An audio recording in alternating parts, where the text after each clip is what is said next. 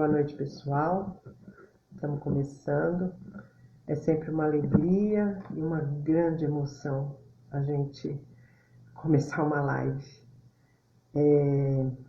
É como se eu estivesse entrando por aquelas portas azuis, né? Que nos recebem, que nos receberam durante tantos anos. Então é com muita alegria, com o coração cheio de gratidão a Deus, que a gente inicia mais essa live, né? Então, muito feliz de ver vocês todos aqui, a Ana, o Silvio, a Pamela, o João Fúcsia, amigos tão queridos, né? Amigos tão queridos, tão fiéis, Claudinha, o pessoal sempre que nos acompanha e que, nossa, o coraçãozinho fica muito feliz. Bom, vamos lá, vamos começar. Já tem um número legal de pessoas.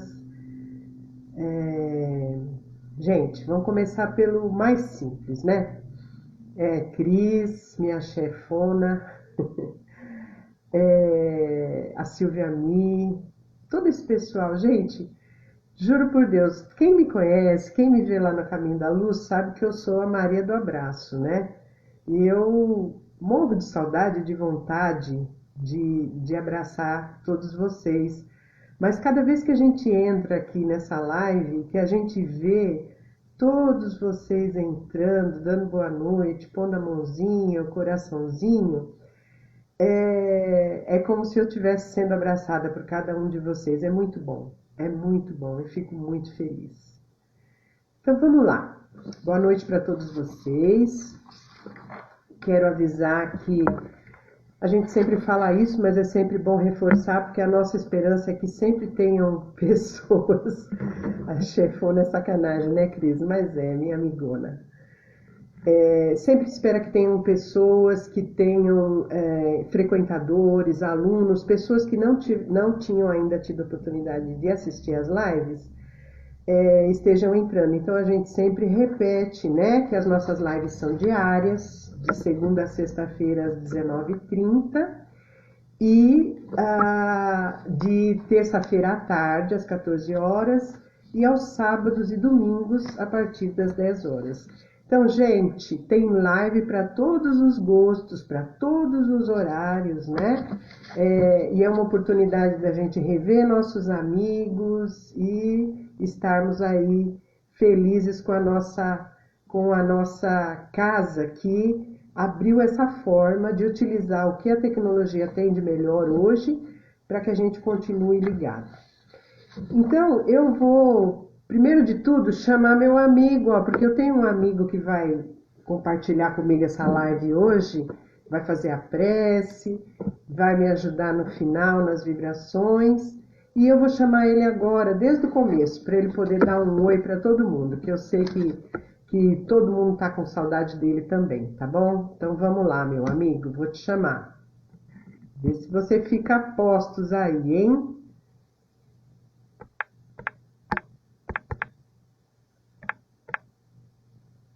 Vamos lá, aparece para mim. Cadê você? Tô te chamando. Vamos ver se você aparece. E chegou! O Daniel, nosso amigo Daniel, dirigente de turma. Dá sua boa noite aí, fala oi pro pessoal. Boa noite a todos, meus amigos de jornada, de muita luta. E isso aqui é um frio na barriga indescritível, para a primeira vez que está fazendo.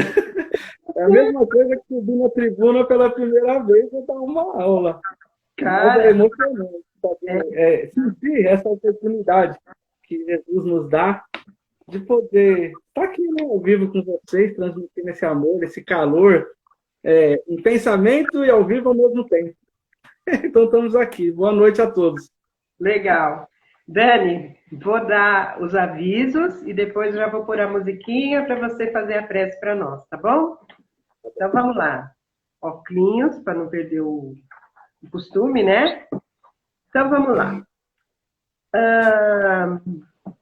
O nosso lar mantém um atendimento ininterrupto aos seus assistidos. E como todos sabemos, com a pandemia e o isolamento social, o consumo dos itens de higiene e limpeza tem aumentado muito. Na nossa casa também, não é diferente, né? A gente está com os abrigos funcionando ininterruptamente, as crianças ficam lá, as crianças e os adolescentes moram lá, ficam lá 24 horas, e esse ambiente, gente, ele precisa estar mais do que limpo, ele precisa estar brilhando, totalmente desinfectado, até porque os funcionários trabalham em turnos, então vem uma turma de manhã, sai à noite, aí vem uma outra turma, e assim vão se revezando, portanto, precisa ter muito cuidado com essa renovação de turnos, né? E aí, a gente tem muito, assim, alegria no coração de dizer que, além de todo esse cuidado com a limpeza do ambiente, com a alimentação e tudo mais, os nossos assistidos, nossos acolhidos, eles têm acesso aos serviços de atendimento psicológico, a cuidados médicos, fisioterapia e demais necessidades que possam se apresentar. Você sabia disso? Então, os nossos acolhidos, eles têm acesso a tudo isso, faz parte do trabalho a gente prover para aquela criança, aquele adolescente que está acolhido no nosso abrigo, todas essas necessidades. Para a gente poder manter esse serviço de qualidade, para a gente poder, agora, nesse momento de pandemia, os nossos acolhidos, eles frequentam escola, mas as escolas estão paradas. Então, eles estão tendo aulas online. O nosso lar está disponibilizando o computador, o sistema, a internet, para que eles não fiquem com as suas aulas prejudicadas, não é? Então, nesse momento, para que a gente possa manter tudo isso, a gente precisa de ajuda para os itens mais, mais comuns, vamos dizer assim, né? Então, se você puder nos doar fraldas infantis tamanhos M, GG, papel higiênico, shampoo e condicionador para adultos, sim, para adultos, porque nós temos adolescentes de 16, 17 anos, então eles usam esses produtos de adulto. Luvas de procedimentos não cirúrgicos, tamanho M, e máscaras descartáveis. Então, essa doação que a gente toda semana pede, porque ela é um uso constante e é um uso muito grande, tá? Esses produtos, eles precisam ser entregues lá na Rua Managé, na sede do nosso lar, e precisam ser agendados. Então, pelo telefone celular do nosso lar, que é o 994864879, é um telefone corporativo, você liga nesse número e agenda lá para levar essa doação, tá? Fora isso, nós temos as contas correntes para doação, que estão nas nossas redes sociais, né? Contas do A Caminho da Luz, conta do Centro do Nosso Lar, porque a pandemia está aí, as fontes de arrecadação não estão funcionando, mas as contas continuam vindo.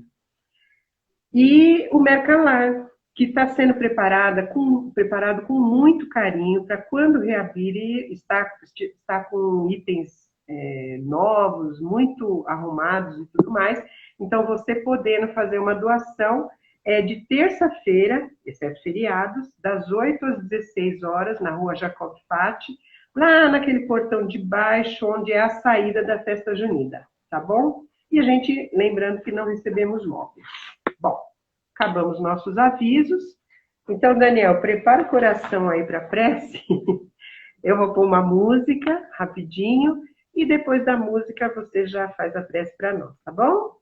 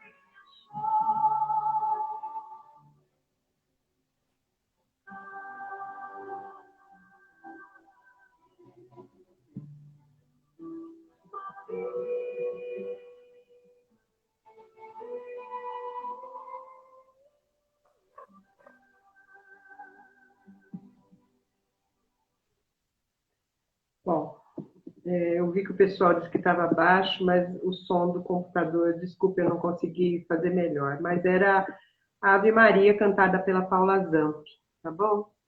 Então vamos lá, Dani, agora é com você, querido.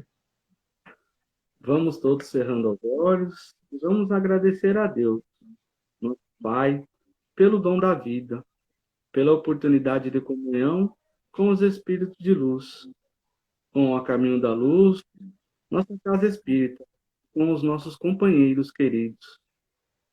Pedimos que possamos assimilar e compreender os ensinamentos que vamos receber e aplicá-los em todos os dias da nossa existência.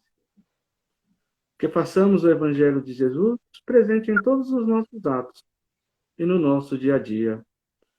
Estejam todos conosco, com Jesus, agora e sempre.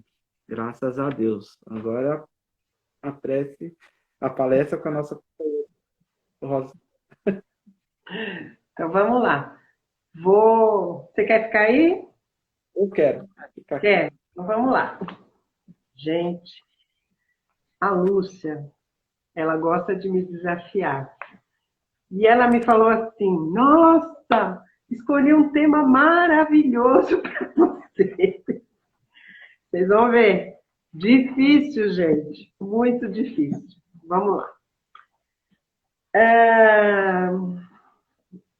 O tema é Jesus e a mulher da Samaria, mulher samaritana.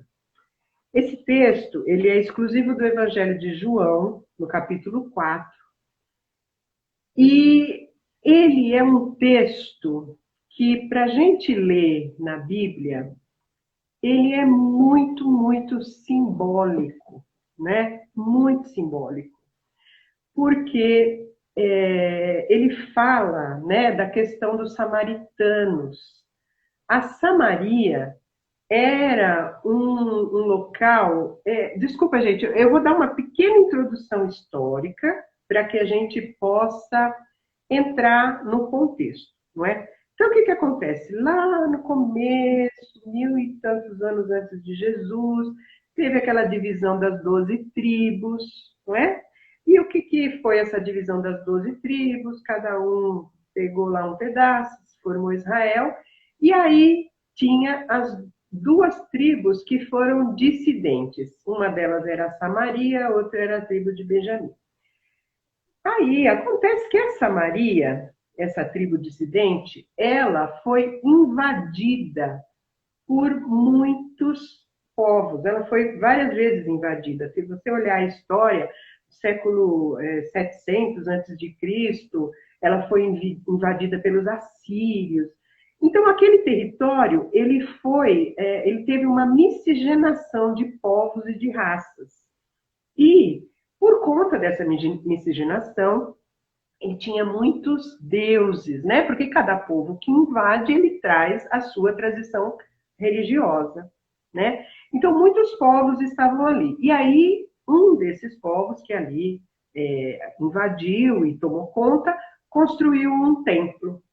Com os finais dessas invasões, aquele povo da Samaria era constituído de uma miscigenação de raças, mas pertencia à Palestina, né? E só que, como em Jerusalém existia o Templo de Jerusalém, que era, pela tradição, aonde todo judeu precisava ir pelo menos 3 vezes por ano para respeitar as festas, né? E lá entrar em comunhão com Deus, se apresentar e ser visto por Deus era só no Templo de Jerusalém. Mas os samaritanos eram mal vistos, porque eles faziam essa comunhão com Deus lá no templo deles, lá no templo onde que havia sido construído e no meio de outros deuses que tinham acabado ficando por lá por conta de todas essas invasões, de toda essa miscigenação. Então imagine que era muito complexa essa história, né? Era muito o samaritano, ele era considerado um herege, ele era considerado impuro porque ele adorava o Deus lá na Samaria, ele não tinha tradição de ir lá até a Jerusalém para fazer as suas adorações, a sua apresentação de Deus. Aí o que acontece? Essa é uma questão, uma simbologia, né? Porque o Evangelho de Jesus diz, o Evangelho de João diz assim, que Jesus estava indo para Jerusalém, mas resolveu passar pela Samaria. O que aconteceu? Quando um judeu precisava ir até Jerusalém, Samaria estava no meio do caminho, mas ele não passava por lá. Ele descia e ia margeando o Rio Jordão, que era um caminho mais tranquilo, porque era próximo da água, e ele saía daquele mal-estar de ter que passar pela terra da Samaria. Então, veja, Jesus já quebrou o protocolo, né? Quando disse que queria passar pela Samaria. Aí tem um outro simbolismo nessa história. A história, o Evangelho de João conta que, indo pelo caminho, resolveram passar na Samaria e que havia um poço, o poço de Jacó, e que Jesus vai até esse poço, vem uma mulher samaritana carregando seu cântaro e Jesus pede a ela água. Qual é o simbolismo dessa história? É um simbolismo assim profundo, tá, gente? A Bíblia, ela fala, desculpa, mas não tem como a gente falar de tudo isso sem a gente fazer esse contexto, tá? Então, o que a Bíblia mostra pra gente? O encontro de um homem e uma mulher na beira de um poço é um encontro de um casamento, não é? Se você ler lá a Bíblia, você vai ver que Jacó encontrou a Raquel num poço, Isaac encontrou Rebeca num poço, Moisés encontrou a Zípora num poço. Por quê? A lei judaica, ela era muito fechada no sentido de encontros e conversas entre homens e mulheres. Mas existia um lugar onde os homens iam e provavelmente ali eles veriam uma moça, porque o trabalho da mulher, uma das tarefas da mulher era buscar água no poço, e ali eles acabavam escolhendo as suas esposas, né? Era meio que permitido ir nesse lugar para encontrar uma moça e aquilo acabava em casamento. Então veja a simbologia. Por que eu estou falando isso? E por que Jesus, muito esperto, né? Porque na tradição judaica, a comunhão da pessoa, da criatura com Deus é comparada a um casamento. Isso está lá nas profecias, principalmente no profeta Oséias e tudo mais. Então, esse casamento simbólico que Jesus está mostrando nessa história, veja, Samaria era um lugar de muitos deuses, era um lugar de quem tinha se afastado da comunhão com Deus. Por quê? Porque o judeu acreditava que a comunhão com Deus só acontecia lá, no templo. Não é mesmo? E aí, Jesus quebra o protocolo. Ele vai lá para Samaria, vai conversar com uma mulher, que é uma coisa totalmente inusitada e proibida, não é? Tanto é que ela fala para ele. Ele fala, me dá de beber. E aí ela diz, como, sendo tu judeu, me pedes de beber a mim, que sou mulher samaritana? Porque os judeus não se comunicavam com os samaritanos. Mas, além disso, os homens não falavam com as mulheres sozinhas, né? Não existia comunicação entre homens e mulheres. Então, aquilo era um verdadeiro escândalo. Mas tem uma coisa que chama muito a atenção nessa história. Um detalhe pequeno, né? Diz lá João que era quase a hora sexta. O que é a hora sexta? Naquele tempo não existia relógio, não é? Existia uma rudimentar contagem do tempo. Então as horas eram contadas, tinha a primeira hora, a terceira hora, a sexta hora, a nona hora e a 10ª hora, que eram as 6 ou 7 da manhã, a hora que o nosso sol nasce era a primeira hora. Às 9 da manhã, mais ou menos, era a terceira hora. A sexta hora era próxima do meio-dia, sol a pino. Quem é que vai buscar um cântaro de água com sol a pino? Me fala, que mulher é essa? Porque, veja, um cântaro, eu fiz questão de pesquisar, ele cabia 12 litros e meio de água. Não é fácil, hein? Carregar, porque não era... A gente hoje em dia tem esses galões de água de 20 litros, mas eles são feitos de plástico. Eles vazios são leves. Lá, os cântaros eram feitos de barro, então eles já eram muito pesados sem estarem cheios de água. Então, imagine vir carregando com o sol a pino, ao meio-dia, e lá é deserto. Deserto, a Samaria, ela ficava numa região montanhosa, desértica, tá? Então, vir caminhando no sol a pino, numa região desértica, seca, um cântaro que sozinho já pesava muito, encher-no no poço de água e voltar para sua casa carregando. Então, ela estava sozinha no poço. Mas por que ela estava sozinha? Ela era, na simbologia, uma mulher de má vida.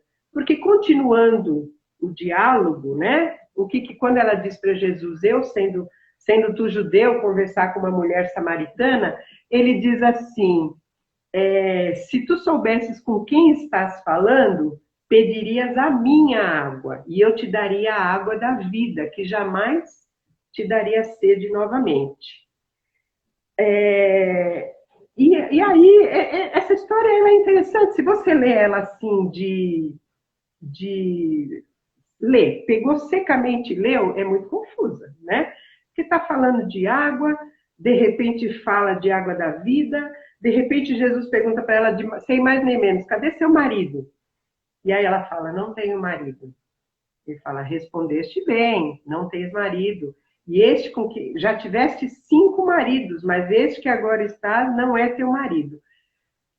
A gente pode entender isso de 2 formas. Dessa forma simbólica, que é de acordo com o entendimento lá do contexto judeu, porque um povo da Samaria que foi invadido tantas vezes, teve 5 povos que ali moraram, então tinham deuses diferentes, por isso Jesus fala, é o teu marido, seriam esses deuses. E esse sexto que agora tens, que seja, ou seja, esse templo onde lá se faz adoração, também não é seu marido. Mas dia virá que virá o marido verdadeiro. Essa é uma interpretação, onde se fala da parte simbólica em relação à religiosidade. Mas também a gente pode entender, como entendeu Amélia Rodrigues no texto, num livro muito bonito chamado Primícias do Reino, que essa mulher era uma mulher ferida nos seus sentimentos. Era uma mulher que havia estado com muitos homens, mas que não havia encontrado aquele que a honrasse. E que mesmo hoje tinha alguém, mas esse alguém também não a honrara com o casamento. Por isso ela ia com o sol a pino, ao meio-dia, sozinha, porque as outras mulheres com certeza iam na primeira hora, 6 horas da manhã, quando o sol ainda está nascendo, quando ainda há um frescor e o peso da água não é tão grande, tá? Então, essa é toda a simbologia. E aí a conversa continua, Jesus diz para ela dessa água da vida, e ela fala, então me diz, Senhor, onde é que tem essa água? Porque eu quero beber dela. E ele diz para ela assim, aquele que beber essa água nunca vai ter sede, porque a água que você tira do poço, você vai beber e daqui a pouco você vai ter sede de novo. Mas a água que eu vou dar, a água pura, a água da vida, você vai beber e nunca mais vai ter sede. Ao que ele estava se referindo, né? Se a gente está falando de uma comunhão com Deus, de um casamento com Deus, essa água viva é a nossa união com Deus, é a nossa comunhão com esse Pai. Porque nós vivemos com sede, gente. Todo mundo aqui tem sede. A gente procura no poço, né? No poço do prazer, a gente procura no poço do dinheiro, a gente procura no poço do poder, a gente procura em vários poços pela vida saciar essa sede que a gente tem dentro da gente. Mas essa sede, ela não está em nenhum poço. O poço de Jacó, que também é uma história bem interessante, né? Que Jacó foi um dos patriarcas e ele deixou naquela terra aquele poço que ele cavou, existe até hoje. Não se sabe se é no lugar certo ou não, né? Mas construíram uma igreja em volta dele e tudo mais. Enfim, esse poço de Jacó, ele existe até hoje. Naquela época, a própria mulher samaritana fala que esse poço que o pai Jacó deu para nós e que aqui tem essa água que todos iam lá buscar para beber, e era a água. Imagine o simbolismo da água para um povo que vive no deserto, e que tem só um poço para poder saciar sua sede, para poder cozinhar, para poder fazer higiene, para poder fazer tudo. E o trabalho das mulheres era ir buscar essa água. Então, o que Jesus pede para ela, né? Ele continua dizendo para ela, me dá a água. E ela diz, o poço é fundo e tu não tens cântaro, como vais beber? Mas aí está embutido uma história, né, bem interessante, porque ele fala, me dá de beber no teu cântaro. Quando Jesus fala para ela, ela entende, porque ele não fala, o diálogo ele é subentendido.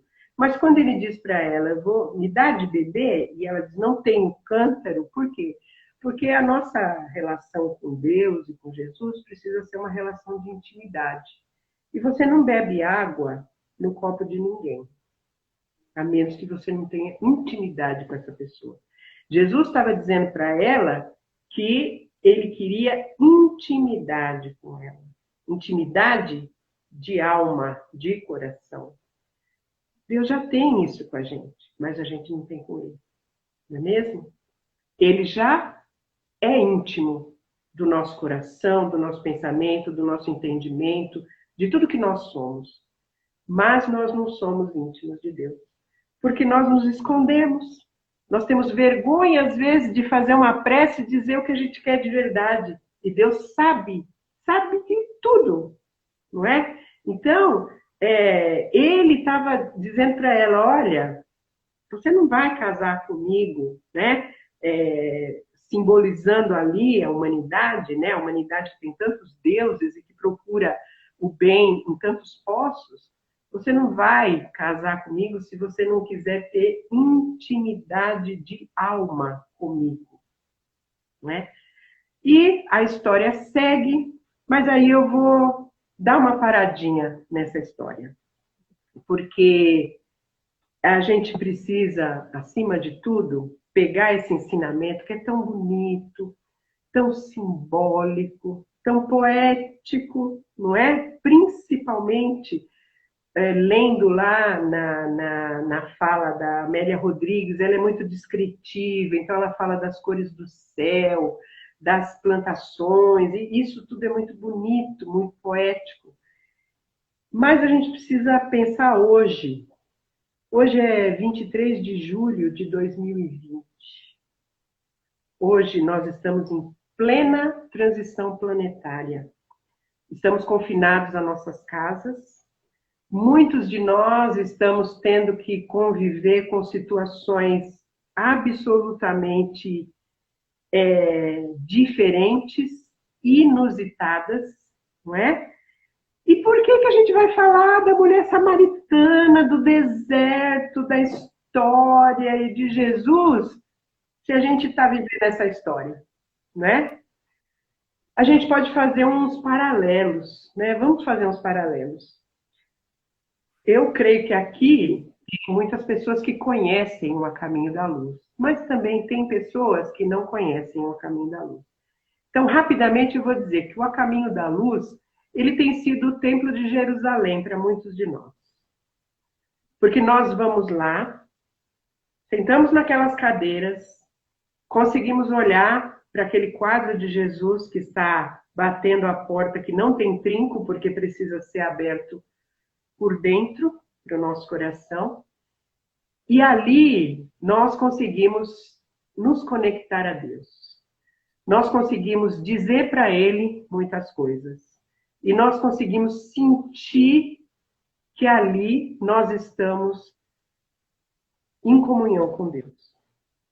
Mas nós ficamos lá 1 hora, 1h30, 2 horas, não é? Tomamos o nosso passe, fazemos a nossa água fluidificada, vamos ao intercâmbio mediúnico, ou se somos trabalhadores, fazemos a nossa tarefa e saímos de lá com aquela certeza que nos fizemos a nossa comunhão com Deus. Saímos de lá, pegamos o nosso carro, pegamos o nosso ônibus, ou seja como for, vamos para casa. Chegamos em casa ainda com o coração alegre, não é? Aí caímos na realidade. Porque na nossa casa nem todo mundo vai no caminho da luz. Algumas casas as pessoas vão, mas em outras não. E aí nós convivemos com pessoas que acham que o que a gente faz é bobagem. Nós convivemos com familiares que debocham da nossa fé. Nós convivemos com alguns que nós temos que mentir, dizer que a gente não foi no centro espírita, porque as pessoas têm preconceito. Ou talvez em casa a gente tenha um pouco de compreensão, consiga fazer nosso evangelho no lar, consiga manter essa comunhão, tá? Mas aí a gente vai trabalhar e a gente pega o trânsito, onde as pessoas, e nós nos incluímos, não temos toda essa paciência, esse amor cristão e essa caridade. Aí a gente pega talvez um transporte público, onde a gente vai amassado, apertado, onde é pouco transporte para muita gente, então cada um quer entrar primeiro, não é? Ou descer primeiro. Aí a gente vai para o nosso local de trabalho, onde a gente é exigido, onde a gente passa às vezes por constrangimentos, onde a gente às vezes precisa tomar algumas atitudes que vão contra aquilo que a gente aprendeu para poder manter o nosso emprego. Nós temos também as nossas relações fortuitas, não é? A gente vai no comércio, a gente vai fazer compras, a gente vai fazer diversas coisas e estamos em relação uns com os outros e nem sempre agimos de forma cristã. Aí Deus pega e diz assim, né?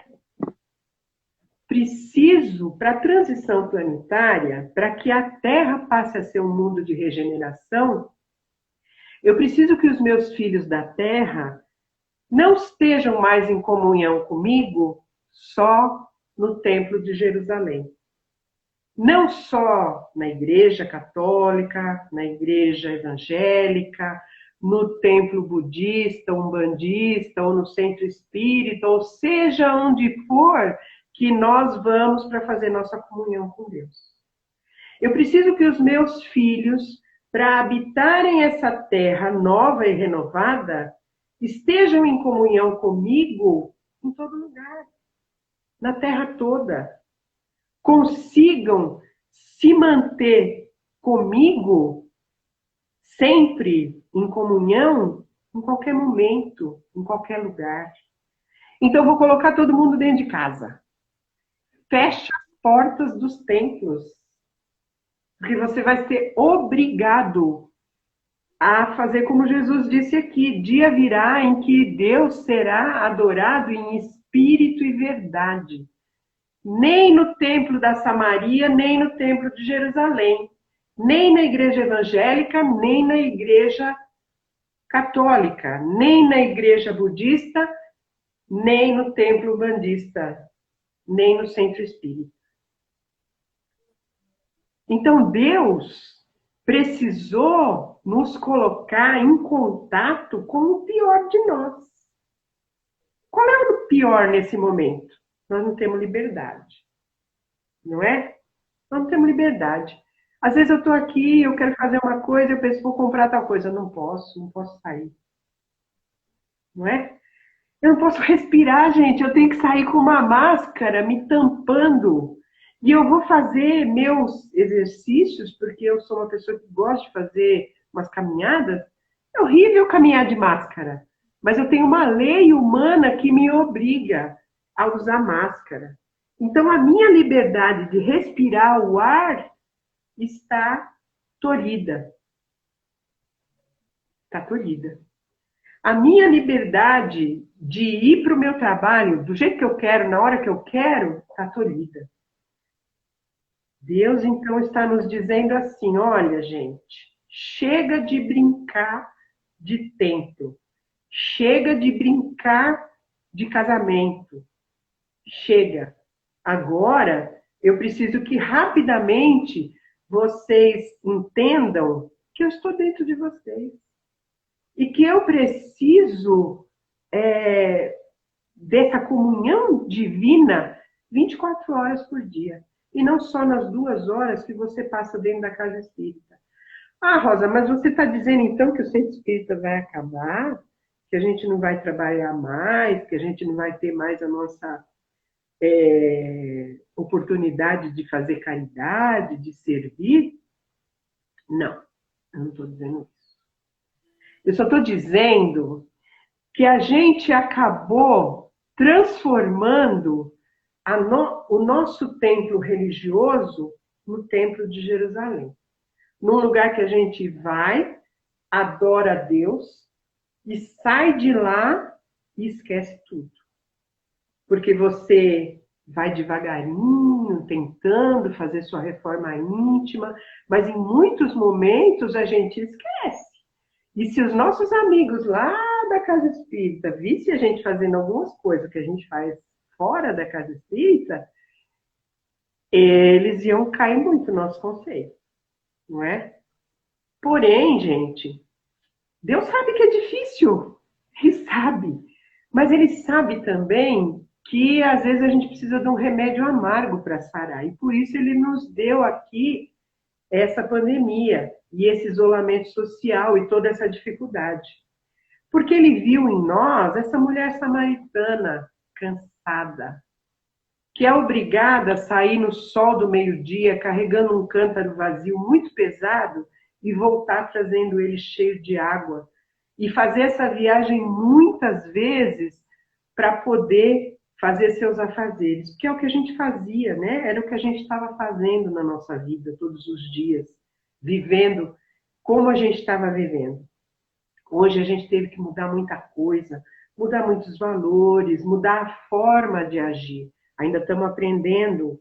E muita gente não aprendeu porque está na revolta, porque está desconfiado, porque está não acreditando, porque está pondo as outras pessoas em risco, porque se recusa a aceitar, né? Entra naquele processo de revolta e se recusa a aceitar a realidade. Tanto é que a nossa lei precisa ser a lei punitiva, né? As pessoas estão tendo que ser multadas para usar máscaras, não é?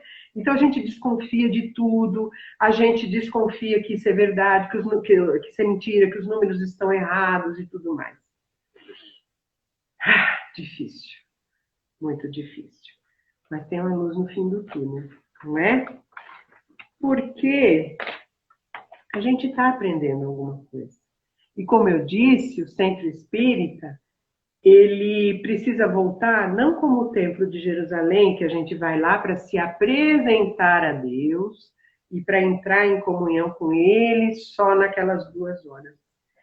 Creio eu, e aí é a Rosa que está falando, não é o Evangelho de João, não é todos os livros que eu consultei, não. É a Rosa que está falando. Creio eu que o templo, no nosso caso espírita, no nosso retorno, ele precisa sair de ser templo, num lugar de comunhão, para começar a ser oficina, um lugar de trabalho, né? De trabalho de caridade.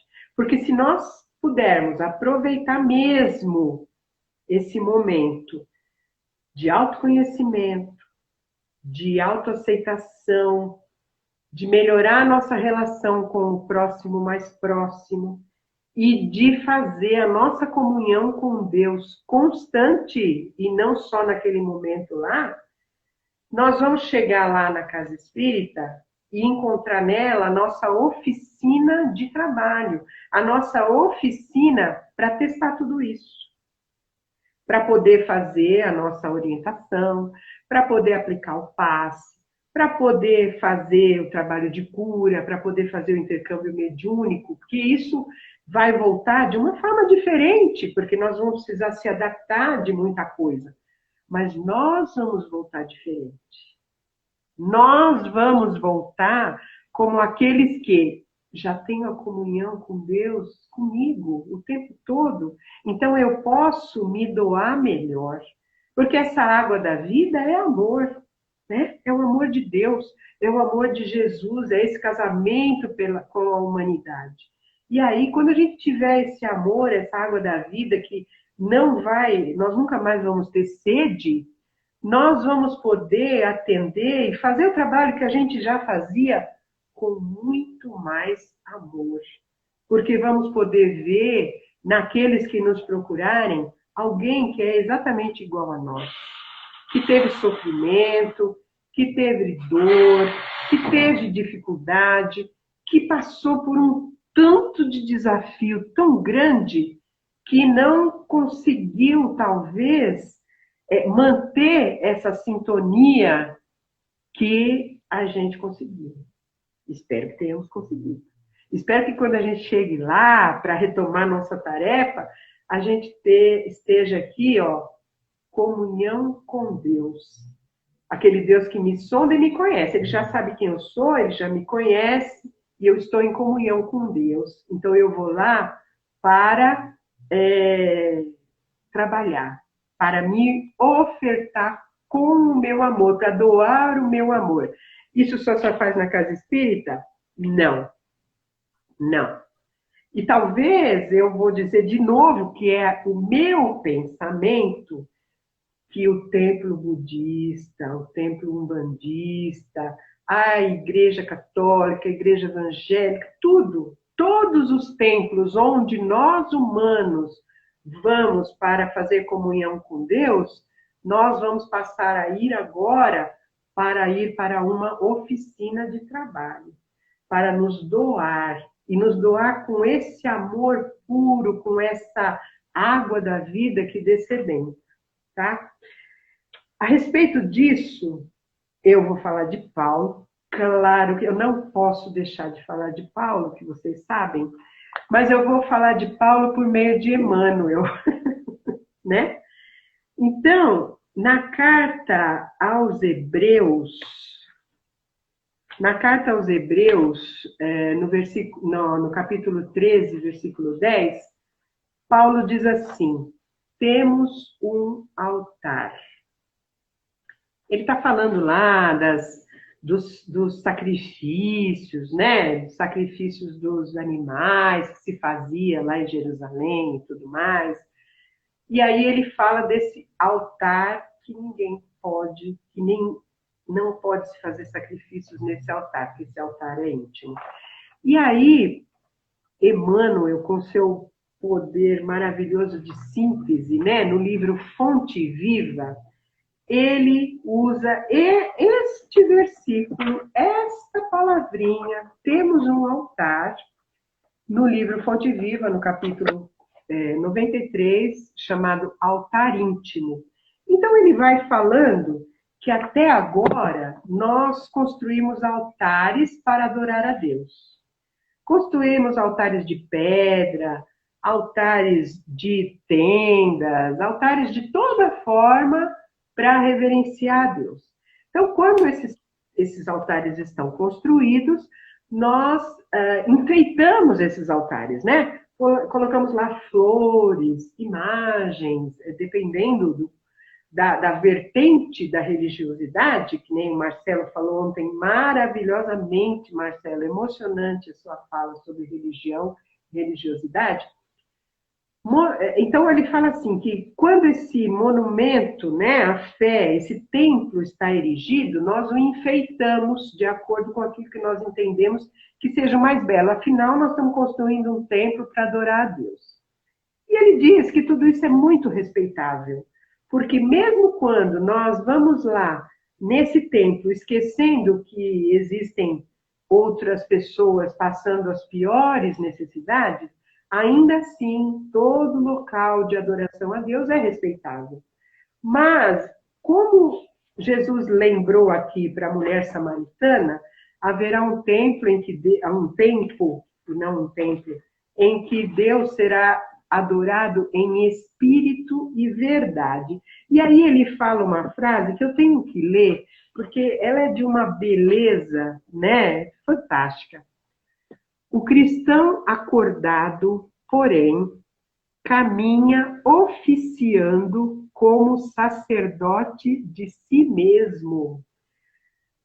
Em uma frase, ele consegue dizer tanta coisa, não é? Quem é o cristão acordado?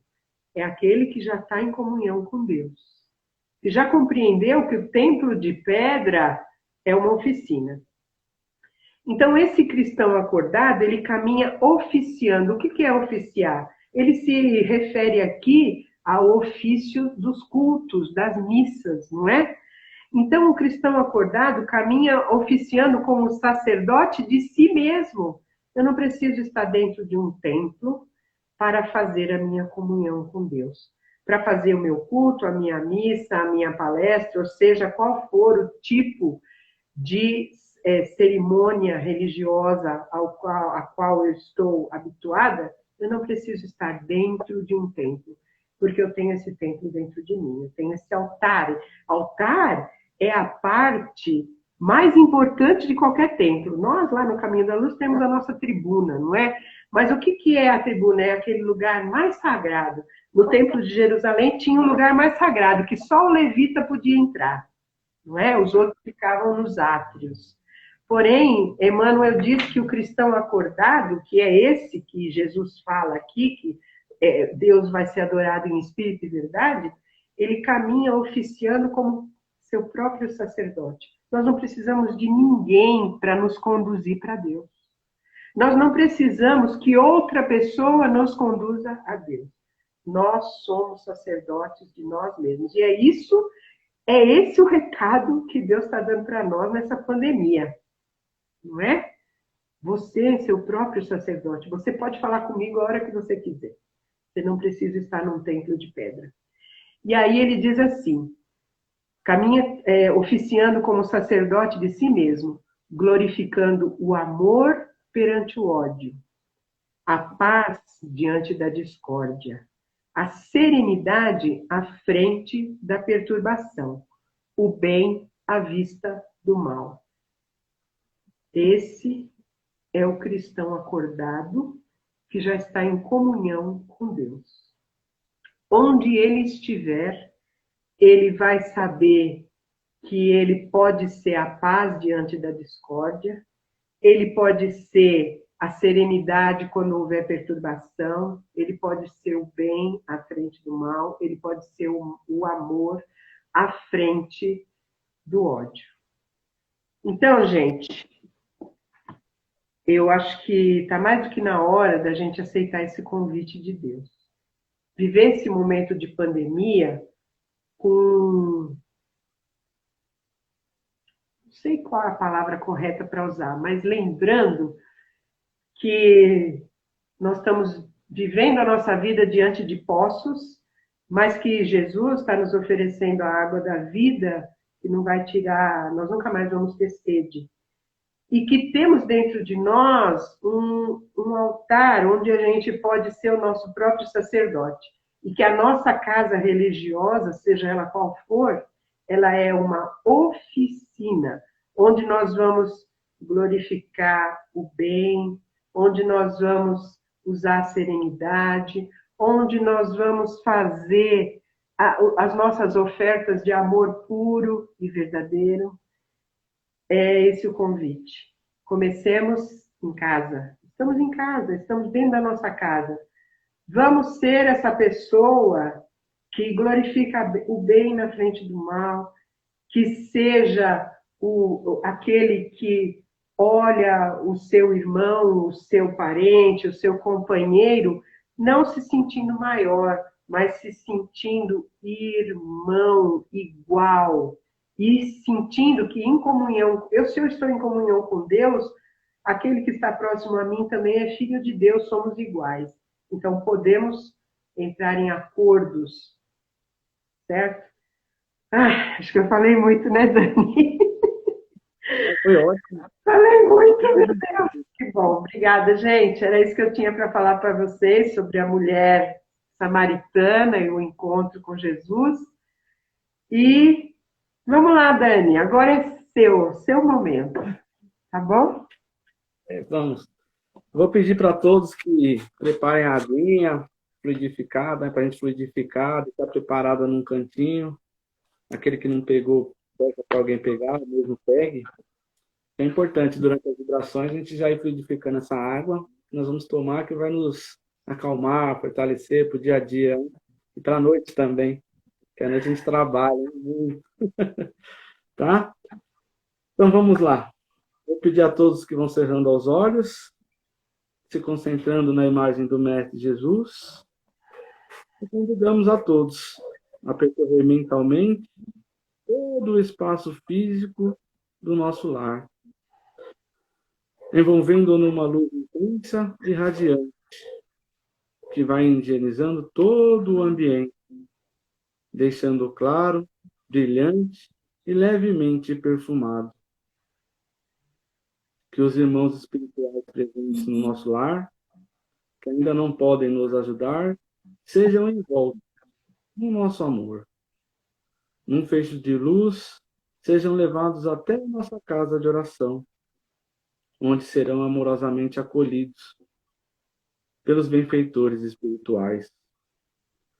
Vamos mentalizar as pessoas que convivem conosco sob o mesmo teto, também em volta de muita luz, rogando ao Pai que a convivência seja fraterna e afável.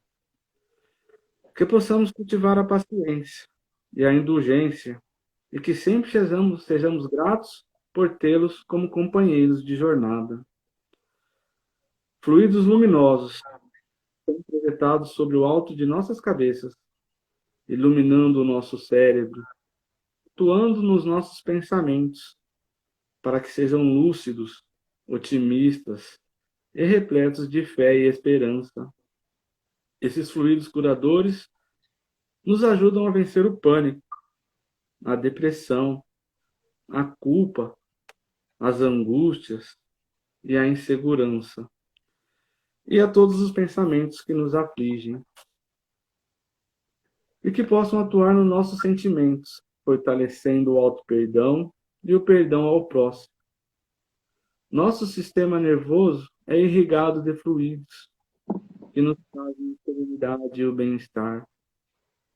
Sentimos esses fluidos benfazejos projetados em todo o nosso organismo, nos proporcionando a saúde, a energia e o bem-estar.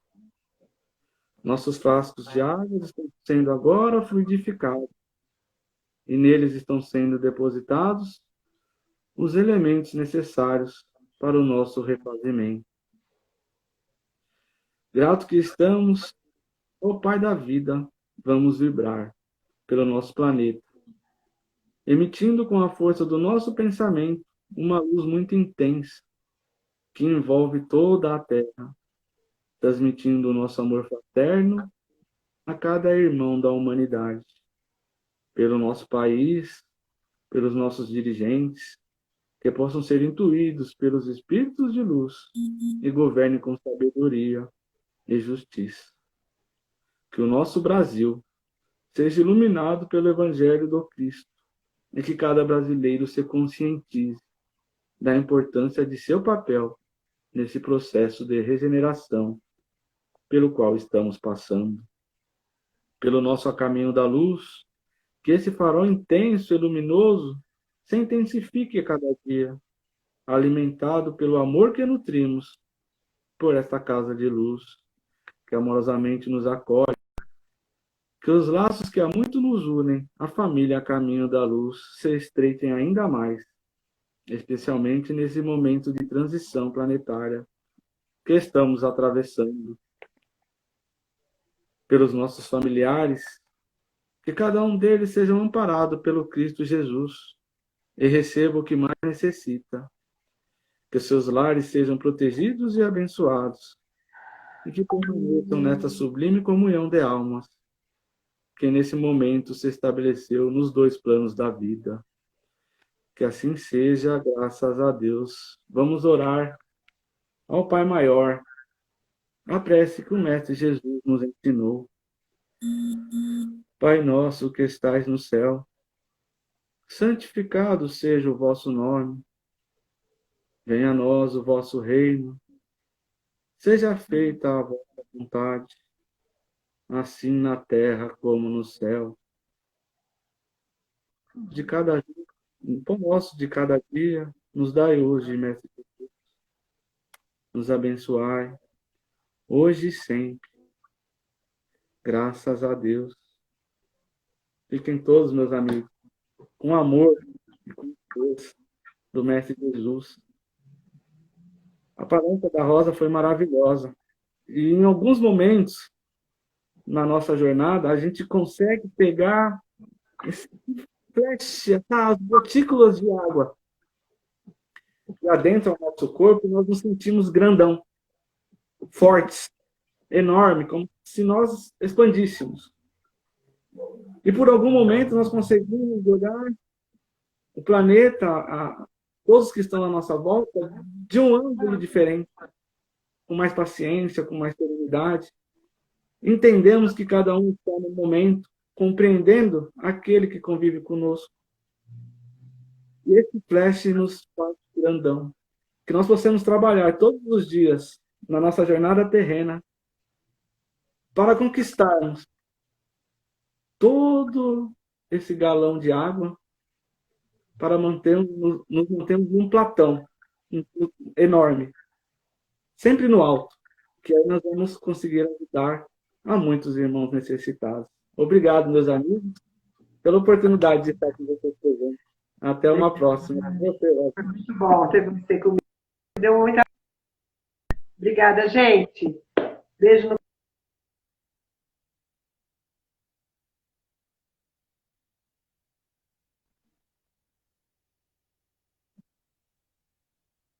com Deus. Tchau, Dani. Obrigada. Tchau, boa noite.